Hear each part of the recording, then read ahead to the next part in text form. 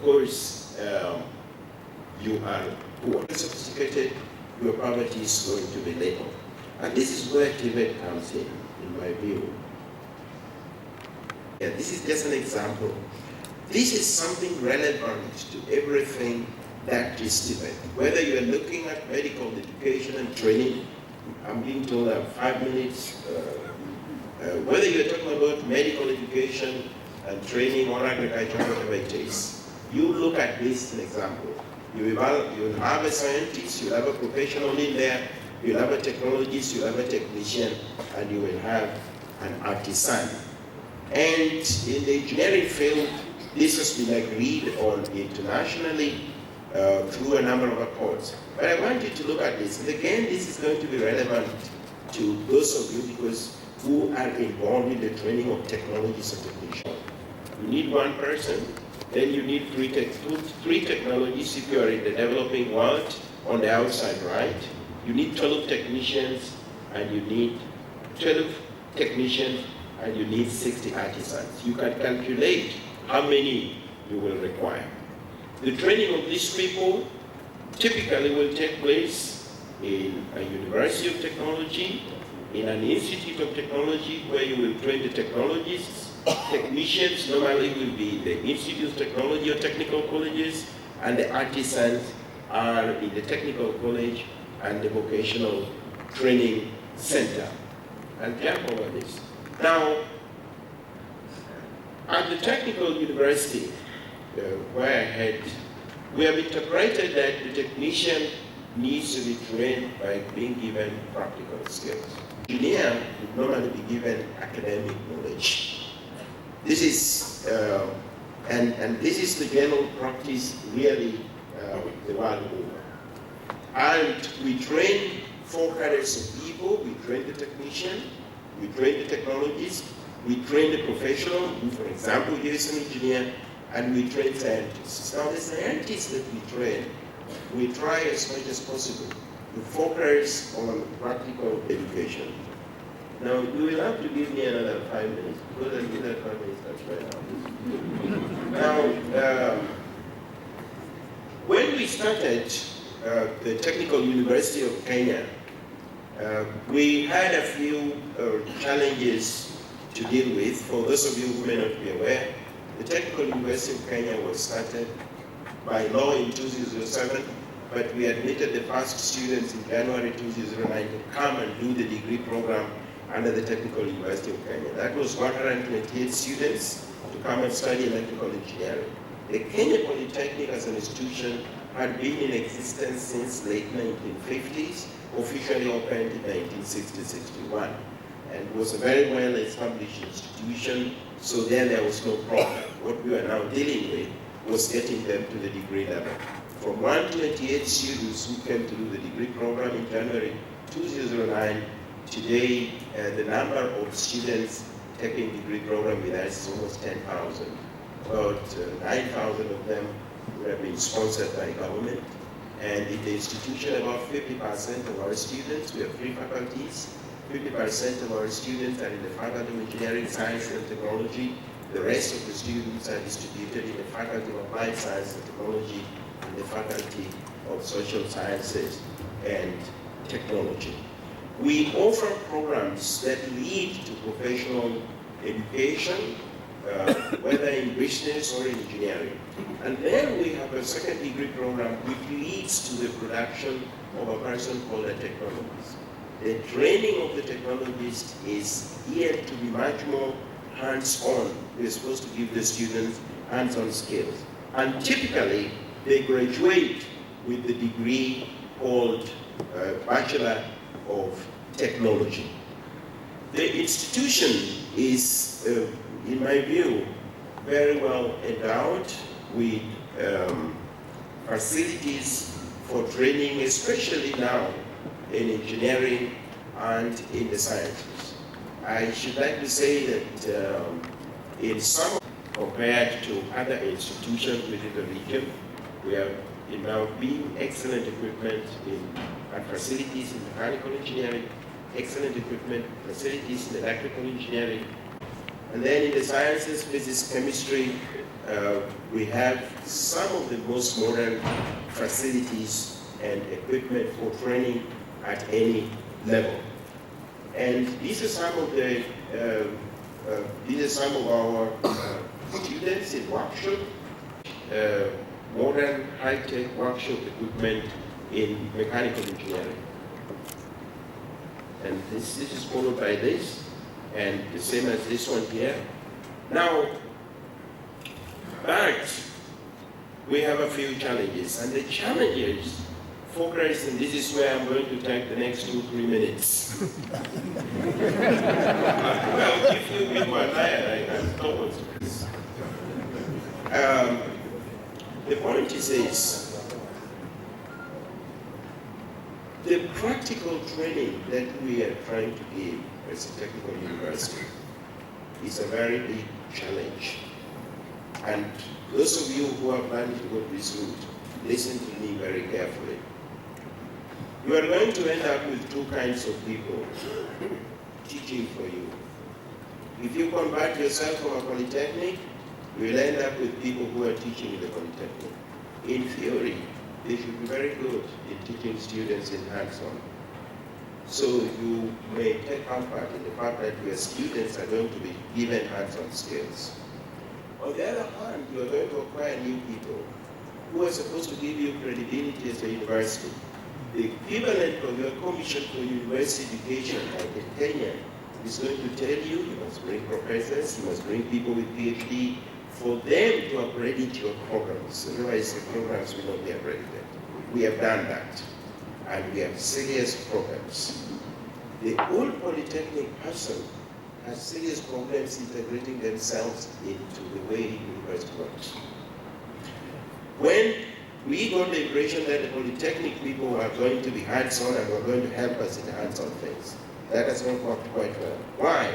Because when they became university lecturers, they heard that in university people teach theoretically. So they are making every effort to teach theoretically. Unfortunately, many of them were not prepared to teach theoretically, so they are serious problems. The person who is coming with a PhD as a professor has come from a university where people teach theoretically. You want them to teach students practically, they are not excited about it. So, what do we have? We are spending a lot of time trying to get students to be taught, especially those who are aiming to be technologists, to be taught the way we can research and should be taught.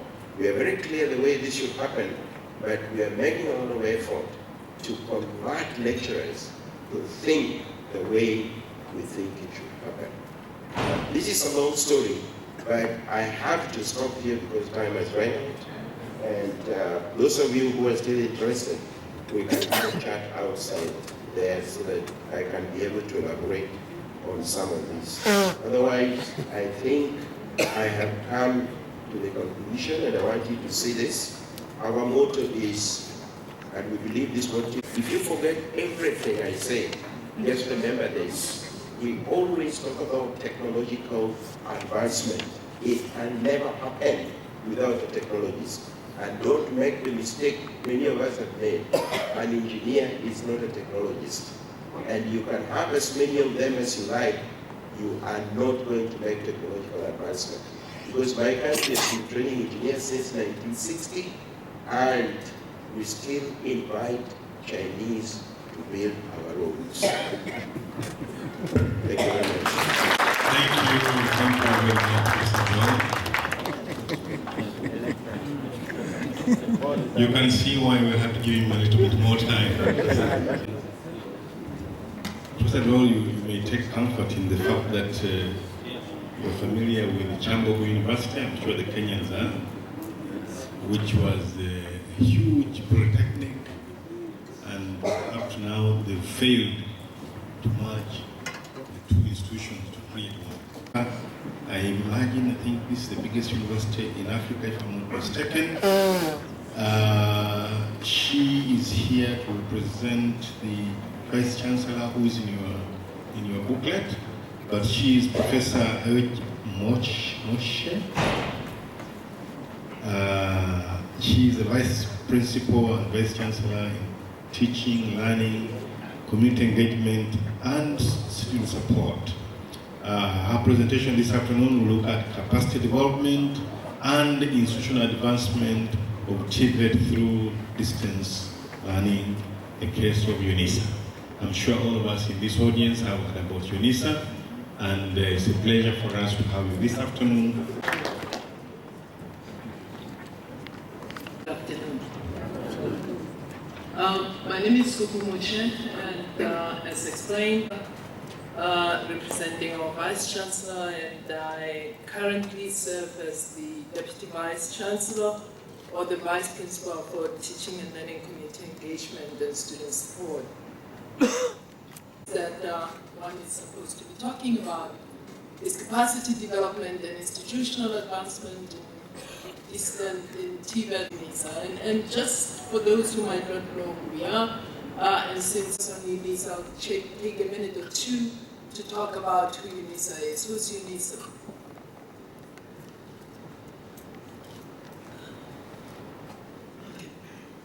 If you look at that slide, this is our university. It's in Pretoria.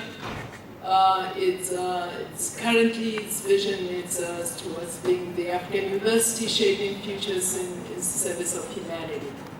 And if you ask why are we appropriate to be talking about distance, please note that we are currently 142 years old. We have approximately 370,000 students, 5% from 153 countries, 95% are from South Africa. We offer 1,000 qualifications, all in all about 3,400 modules. We have 4,800 established staff, 35% of which are academics. And we have around 3,000 tutors. And you ask us who we are saying we're a mega institution in the continent. And on the right, that slide is just to show where our students are in the country.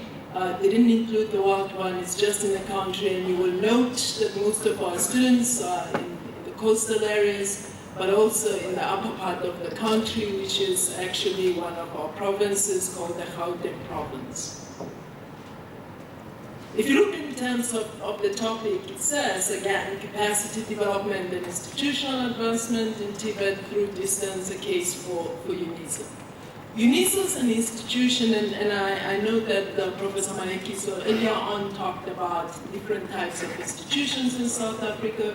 UNISA has formal programs from your bachelor's all the way up to your PhD, and it also offers vocational qualifications. Now, our last speaker talked about the problems in terms of matching institutions.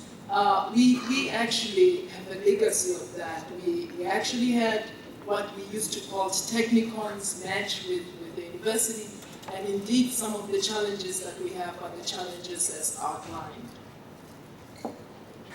So, when we were asked, or in fact, this discussion started with the white paper, which is a policy guideline or policy document that guides how we navigate the post-school education and training.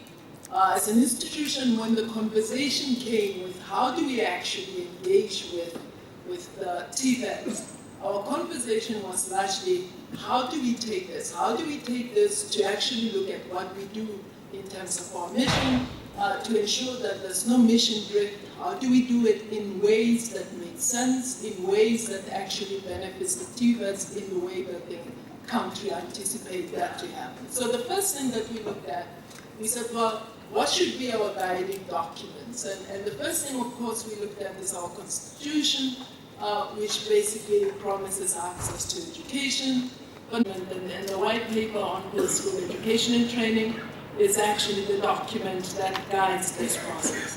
And in fact, the paper said South Africa needs a single, coherent, differentiated, highly articulated, and yet diverse, non-racial post-school education and training system, with all sectors playing their role as part of a coherent but differentiated whole. And you will note that the South Africans, coming from the history that we've had, it was absolutely important for us to sit down and say, how do we bring institutions together that have different cultures, that have different perspectives, but most importantly, if we are going to capacitate the country in ways that we should, in ways that our history denied us to do that, how we do it in a meaningful way, that we expand the post-secondary education training landscape.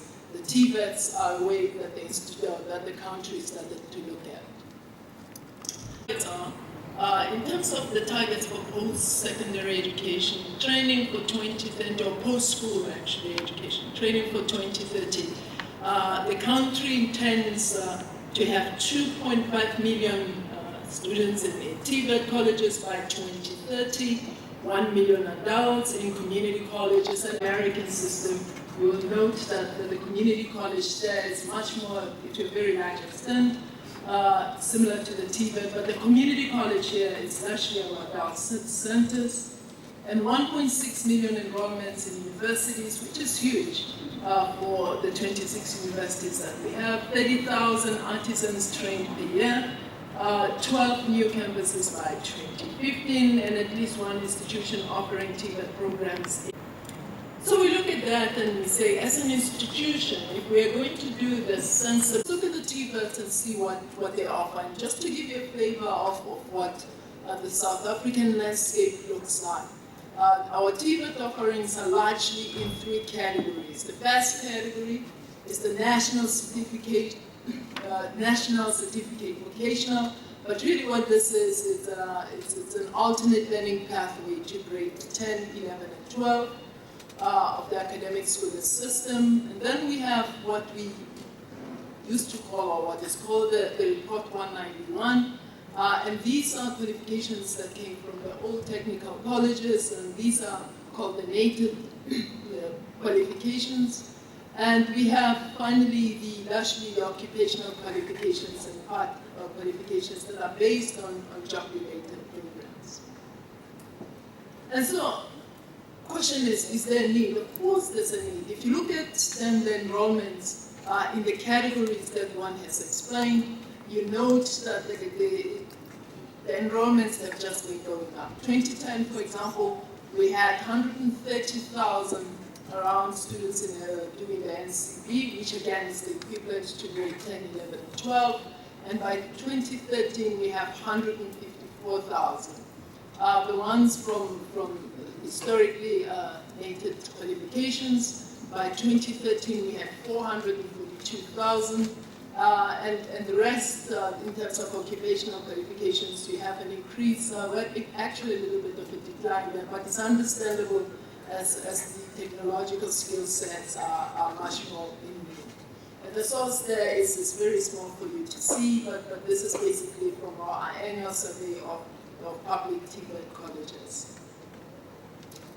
And in terms of age, if you look at the table, you will note that the majority of students, almost 294,000 enrolled in public TVET colleges, were in the age of 20 to 24 group, followed by those in the 15 to 19 age group, and usually the enrollment declines after students reach 25 years of age. And colleagues, I pause a little bit here because this is the most important part of how we handle our post-school education and training.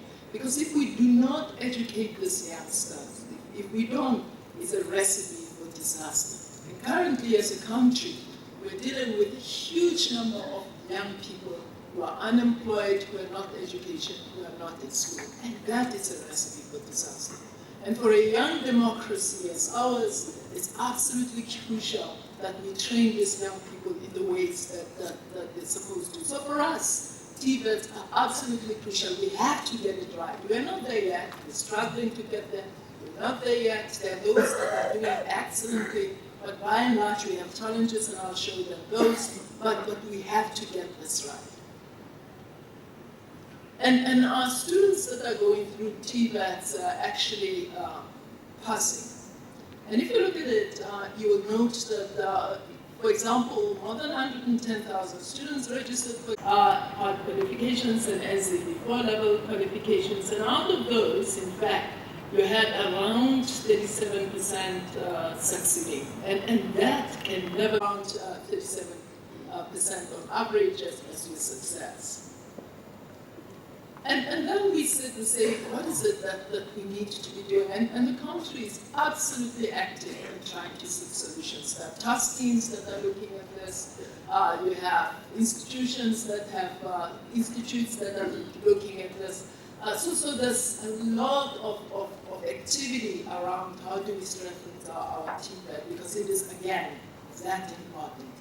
But one of the things that we see as issues, and these are coming from some of the reports that came from task teams on this matter, we note, for example, that there's negative perception of TVET colleges. These actually, in some cases, are viewed as the weakest in the total educational system, and consequently, lower parity of esteem. And one of the things, again, and even though we're working towards that as a country, but there's still lack of clear plans in articulating the role of TVET colleges within the national education and training system. And consequence of this is that you have colleges being treated as all things to all possible learners. In fact, if you cannot make it here, hey, TVET is for you. And it cannot be that way. It has to be aligned, it has to have clear articulation pathways, and this, again, is one of the challenges that the country is working on. And of course, unemployment rates and underemployment, rapid changes in the labor market, the increased demand for more opportunities for education and training by young people and adults spoke to this area on, but also the issue of poor articulation is an issue that we are trying to address as a country.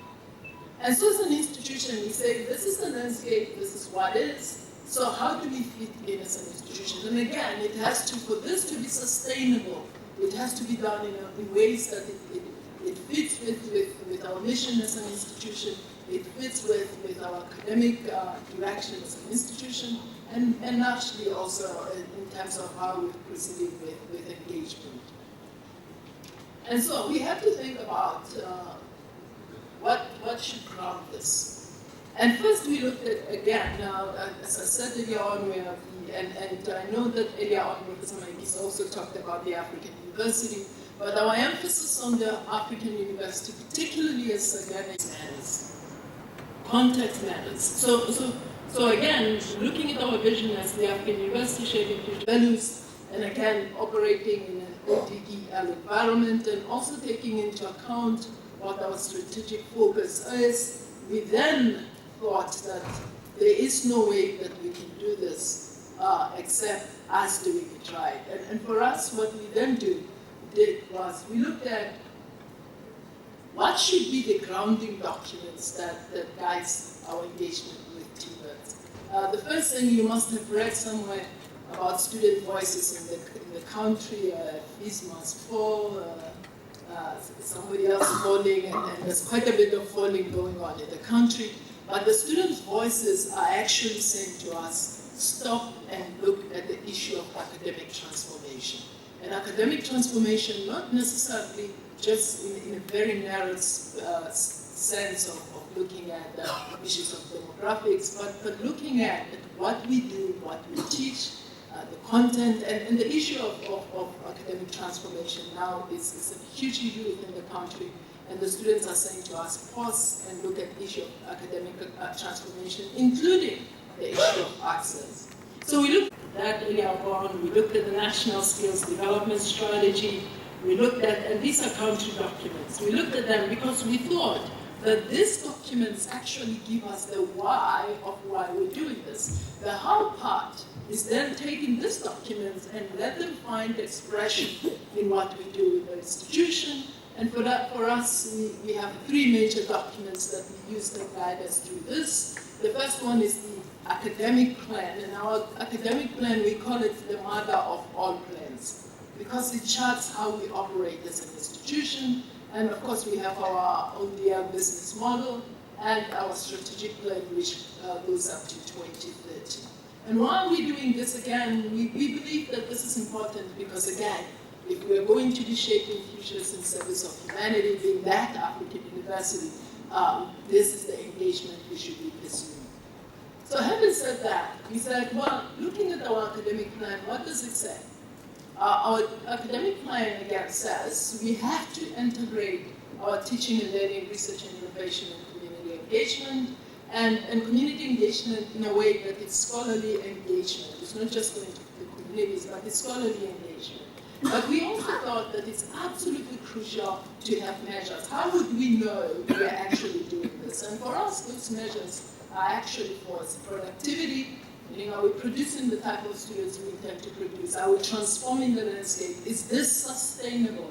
And how we see the influence. And the influence part, remember, it's also a little bit linked to productivity, but it's also the type of student that comes out of the exercise. So for us, we thought that, in fact, the way to move this forward is by a partnership. So the way we did this, we said first, we said, well, if we're going to do this in a meaningful way, for us, the two ways that we can do this. The first part was capacity building. And in terms of capacity building, we looked around, we're a huge institution, as we said. We have currently 7 colleges, one of those colleges are faculties. One of those faculties is Faculty of Education. So we looked at the Faculty of Education, which is, by the way, the biggest in the continent. We looked at the Faculty of Education and we said, well, how can we use the Faculty of Education to help capacitate our teachers in TVET? Because that is one of the challenges that we noted. So currently we have partnerships. In fact, we have now, out of the country now, I think has in terms of public, and I'm looking at my colleagues from the country when I say this, I think we have currently 50 TVETs, and I'm looking to see a lot from my country. And then I think we have currently 50, and the institution has a partnership with 11 of those. And much as it's exciting to say we have 11 MOUs, it's a struggle because, again, we have to work on issues of capacity building before we move forward in a very meaningful way. But currently, that as it may be, we have 11 MOUs, and one of the MOUs involves training the teachers at TVETs. And what we're actually now doing, we're looking at the ones that have honors qualifications, and we're training them into master's programs. And the other way that we've done also, we have higher certificates. So we thought that, in fact, what we might do, as a university also, remember this is engagement, so it has to go both ways. So for us, what we thought we might do is to say, well, we have this higher certificates, we partner with the TVET, they offer part of the training in terms of student support for our students, and in that way, the TVET teacher partners with one of our academics, and we have capacitation in that way, but it also benefits the students in the process. But the most important one that we're still working on is articulation. And articulation says, and I can see that we have some lessons to learn from Kenya, but articulation says, how do TVETs create meaningful qualifications that can seamlessly have an articulation part from a student from TVET into a university in such a way that maybe they start first doing their first year in the TVET and maybe articulate to a second year in a very meaningful way, in sort of the same way that you see community colleges do in the US. And that is one of the major projects that we're currently working on. But the good part, or at least the parts that we are proud of, is the part where we actually have started with the training, the part where we're working with our community, with our TVETs on higher certificates. And how would we know eventually that we've done this? And for us, again, is that issue of productivity. Are we actually being productive? Are we helping to produce the type of students that we're producing? Are we sustainable? Is this happening in a very sustainable way, especially in this era where austerities are guiding every step that we're taking? 3, are we transforming the landscape? Are we transforming our country in ways that we should? But most importantly, are we shaping futures? Meaning, are we producing the type of graduate that will help develop our country? And Mr. Chair, I thank you. I know conferences, we invite people, they fly all the way, then we give them a few minutes. The master of ceremony, I'm sure I'm going to take another 10 minutes to wind up. If we have any questions in the audience, I think it will not be fair if these people left without any clarification on a question. Do you have any program for agriculture? Do you have any collaboration with countries like Nigeria or Ghana? Or do you have any program for sabbatical visitors? Thank you. I have two questions. One goes to the Paulaga University Vice Chancellor. And in her vision, she mentioned that they are creating an African university. And the tenet of universities is that they should be international. How would this university become international, but also still reflect characteristics of being African? The other question is to the presenter on UNISA. She mentioned that they are developing capacity and they want to advance in TVET through distance learning. And at some point she mentioned that they have been able to train 30,000 artisans. How you do train artisans, which is more of a practically oriented training through open and distance learning? Thank you. I love Professor Adol's passion about technical training. Actually, if we had a personometer, you would measure around 100%.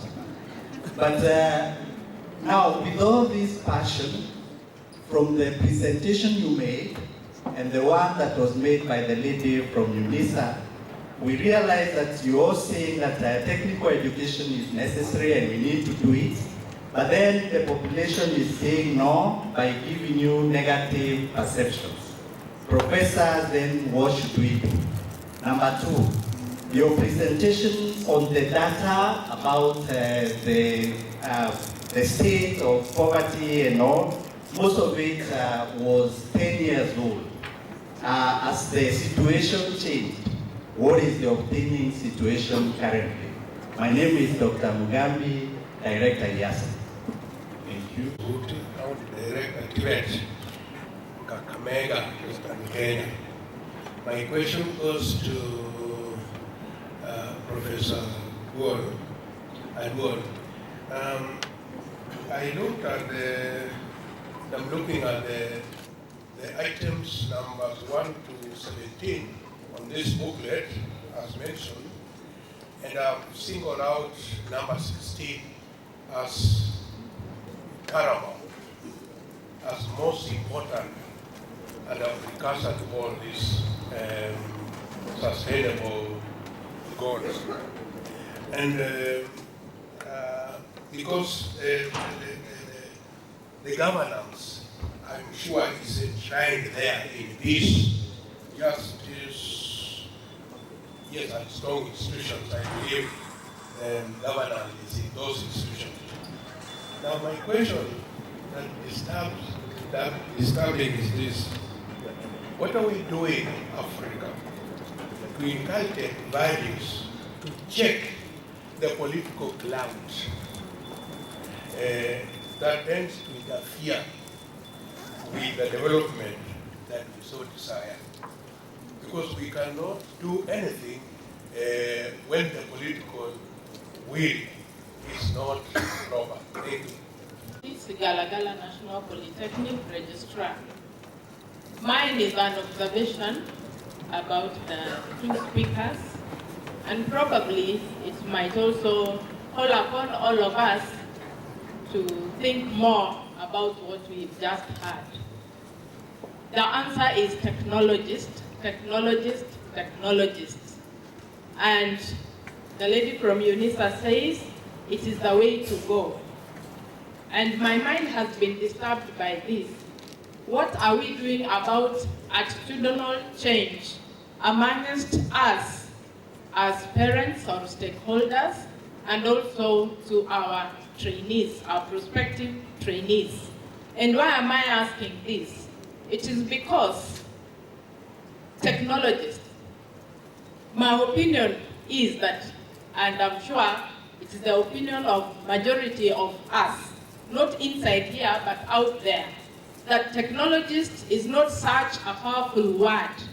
Technician is not such a powerful word. When I call myself a technologist, I am not as good as an engineer, so to say, in quotes. Is there something we can do about this word, technologist, technician, so that it sounds a bit more powerful, so that it is empowering to the persons, so that they do not shy away from technician or technologist? Thank you, sir. Yes, the last one there. From Ghana, Takrady Polytechnics specifically. The University of South Africa told us that they have been around for over 100 years. If you look at most of the institutions, most of them have been around 50, 60 years. And in Africa, we are endowed with a lot of resources: gold, diamond, bauxite, manganese, good land. And up till now, for this 100 years, we continue to, as of now, we continue to talk of problem of technology. And we import right from toothpick to panties to everything from China. What difference has TVET or the universities or the polytechnics made over the years to change the horizon of unemployment? How do we say in Kenya and so on, if we have been around for years, don't you think that there is something for us to do to change the whole system or landscape of employment, so that we use our own resources by the application of the way we teach to give our people employment? Thank you. Thank you very much. And now, First one being, do we have anything in agriculture?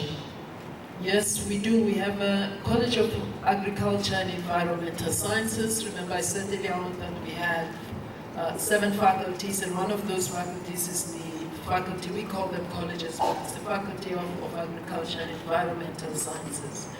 And in terms of having programs for visiting researchers, yes, we do. We have programs for visiting researchers. We have programs for postdocs. We have exchange programs, and the idea for us is how do we strengthen our research initiatives. And one way that we do that, we look at the visiting professors as one of those, and we look also as the postdoc initiative as one of the ways of doing that. In terms of artisans, the training 30,000, to say how do you provide this being an ODL. Please note that the 30,000 is the target for the country, but however, again, as an institution, we have one of the faculties being the Faculty of Science, Engineering, and Technology. In fact, the picture that I showed was the picture of our campus in Pretoria. We have a campus in Johannesburg. It's a science campus. It's a campus that is completely dedicated to science. So the way we do that is that, yes, we are open distance and learning, but the students come to campus for practicals. But what we also do, we leverage the capacity around the country.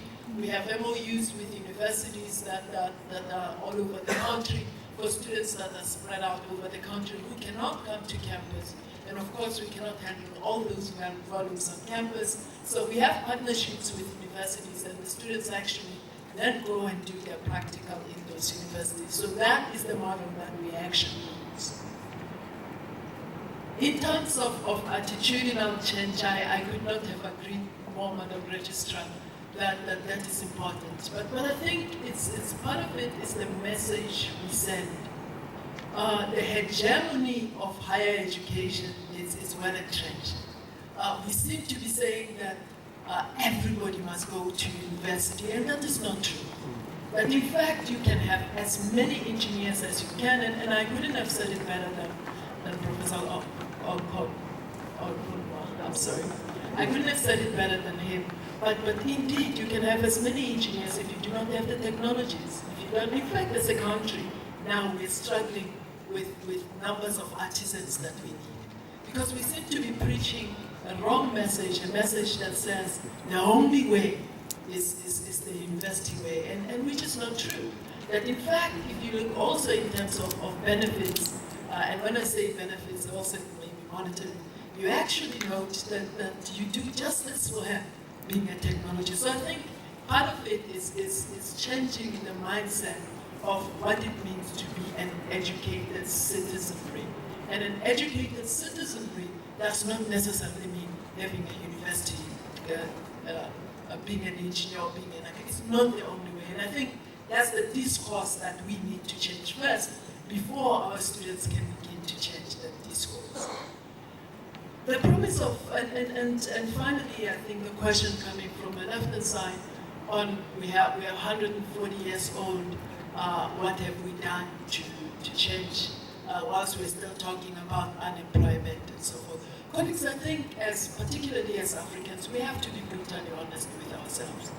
And that brutal honesty has to be, what is the purpose of education? And at times I think we sell our kids the wrong type of social goods for education, for lack of a better way. When in fact, and I think the question was asked about political will, when we actually, the social conditions do not support that. That in fact, if our economies are not growing, that in fact, if we do not have political stability,